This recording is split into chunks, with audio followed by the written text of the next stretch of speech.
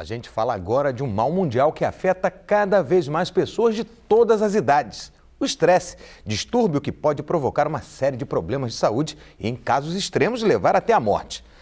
Aqui com a gente é a psicóloga Carolina Veras. Boa tarde, doutora. Seja bem-vinda aqui ao Repórter Rio.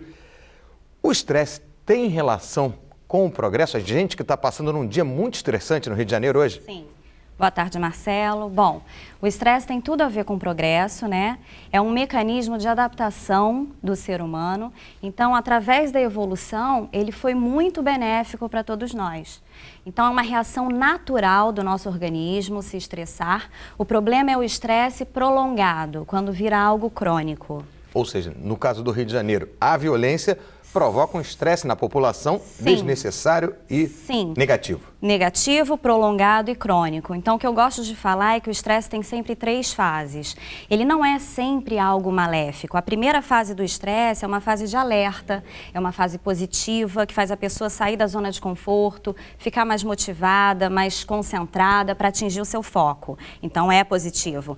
A segunda fase já é uma fase mais complicada. O corpo da gente começa a emitir alguns sinais e a gente começa a ter dor de cabeça, ficar irritada, ter mais intolerância com as coisas, preocupações mais excessivas. Então, nesse momento, a gente precisa prestar atenção e tentar voltar ao nosso equilíbrio. E existe uma terceira fase, que é a fase mais grave, que é a fase de exaustão, que é uma fase que a pessoa começa a ter realmente problemas de saúde por conta do estresse. E aí, que problemas? Isso, então, aí os problemas mais comuns, né? A pessoa pode ter doenças sistêmicas, como hipertensão, por exemplo, que é o mal, assim, da população também. Obesidade, a pessoa pode ter problemas de pele, gastrite, ansiedade e depressão, que aí, no caso, precisa procurar um psicólogo para ajudar a tratar também, né?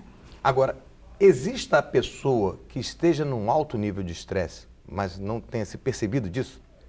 Olha, existe, né? Às vezes as pessoas não se dão conta da vida que estão levando, mas tem que começar a parar e pensar o que está acontecendo com o dia a dia de cada um. A pessoa pode ser considerada ranzinza, talvez, mas na verdade como um aspecto ela de personalidade. Sofrendo de estresse? Sim, sem dúvida. A pessoa tem que começar a prestar atenção que essas mudanças que ela vai dando no dia a dia dela são mudanças que precisam ser...